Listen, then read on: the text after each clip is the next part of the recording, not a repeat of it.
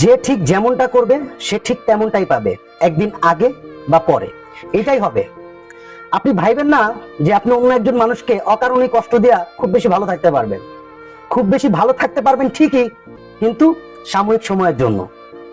এটাই হয়, এটাই হবে।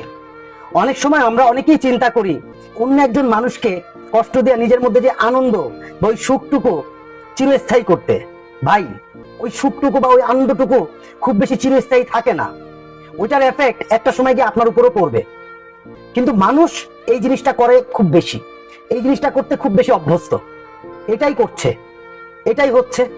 স্বাভাবিক না বিষয়গুলা? ভাই, স্বাভাবিক আপনার জন্য ভাই, কিন্তু আপনি যার সাথে এইসব সিচুয়েশন গুলা ক্রিয়েট করছেন না, তার জন্য এগুলা স্বাভাবিক না। আমরা অনেক সময় খুব বেশি করে ফেলি, খুব বেশি। একটা মানুষকে খুব বেশি কষ্ট দিয়ে নিজের মধ্যে আনন্দ খুঁজে বেড়াই। এটা আসলে ভাই খুব অযৌক্তিক একটা বিষয়।